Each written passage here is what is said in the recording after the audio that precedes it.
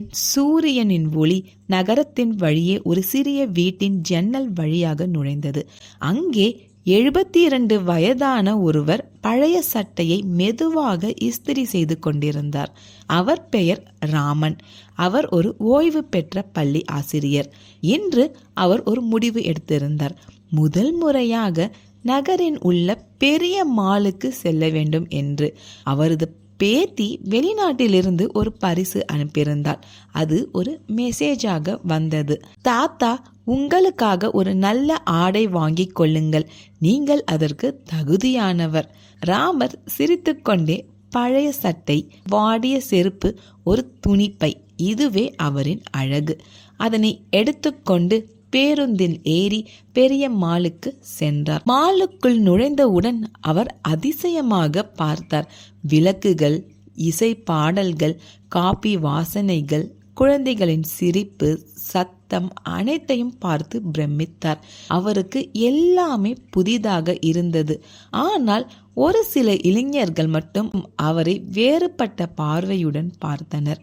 ஒருவர் சொன்னான், இவர் இங்கேயே வந்திருக்காரு. மற்றவர்கள் சிரித்தார்கள். பணம் இவர்கிட்ட இருக்கா அப்படின்னு கூட சிலர் நகைத்தனர்.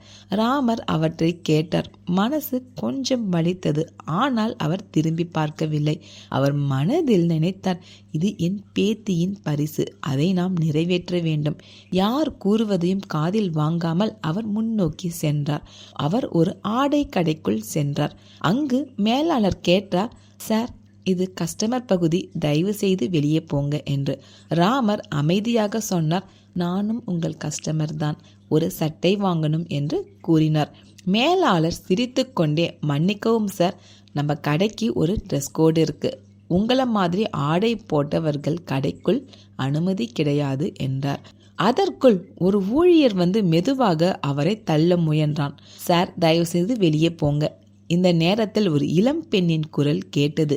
நீங்க என்ன பண்றீங்க? அவர் என்ன தவறு செய்தார் என்று கேட்டார். அவர் கடை ரூல்ஸை மீறி உள்ள வரார். அவள் சொன்ன ரூல்ஸ்லாம் ஒன்றும் இல்லை, இவரும் ஒரு மனிதர் தான் அப்படின்னு சொல்லி கத்துனாங்க. இது ரூல்ஸ் இல்லை, இது அவமானம். அவரும் ஒரு மனிதர் தான். அவள் பாதுகாப்பு மேலாளரை அழைக்க சொன்னாள். மாலின் மேலாளர் வந்தார். அவர் ராமனை பார்த்ததும் முகம் மாறியது. அவர் சொன்னார், சார், நீங்க ராமர் சார் தானே? நான் உங்கள் மாணவன் அர்ஜுன். முழு கடையும் அமைதியானது. ராமன் கண்களில் கண்ணீர் வந்தது. அர்ஜுனா, நீ இங்கே மேலாளரா அப்படி என்று புன்னகையுடன் கேட்டார். ஆமாம் சார், நீங்க தான் எனக்கு கணக்கு கற்றுக் கொடுத்தீங்க. நீங்க இல்லைன்னா நான் இங்கே இருக்க மாட்டேன். அர்ஜுன் ஊழியர்களை நோக்கி சொன்னான், இந்த மனிதர் 100கணக்கான மாணவர்களுக்கு கல்வி தந்தவர். இவரை அவமதித்தது நமக்கு அவமானம். அவன் ராமரை அழைத்து சென்று புதிய ஆடைகள் வாங்கி தந்தான். ஒரு காஃபி வாங்கி வைத்தான். பின்னர் காரில் வீட்டிற்கு அனுப்ப ஏற்பாடு செய்தான். காரில் வீடு திரும்பும் வழியில் ராமன் காரின் கண்ணாடியை திறந்து காற்றை உணர்ந்தார். அவரது பக்கத்தில் ஒரு புதிய சட்டை இருந்தது. ஆனால் அவரது மனதில் ஒரு புதிய மரியாதை இருந்தது. வீட்டிற்கு வந்து பேத்திக்கு அவர் வீடியோ கால் செய்தார். தாத்தா, என்ன வாங்கினீங்க என்று கேட்டாள்.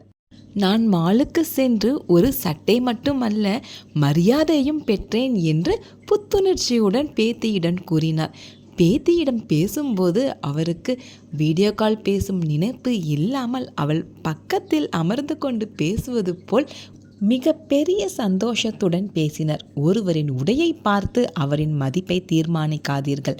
பழைய சட்டை அணிந்தவர்கள் உங்களுக்கு வாழ்க்கையின் மதிப்பை கற்றுத்தந்தவராக கூட இருக்கலாம். இந்த கதை உங்களுக்கு பிடிச்சிருந்தா லைக் அண்ட் ஷேர் பண்ணுங்கள். மறக்காமல் சப்ஸ்கிரைப் பண்ணி வச்சுக்கோங்க. அடுத்த வீடியோவில் பார்க்கலாம். தேங்க்யூ ஃபார் வாட்சிங்.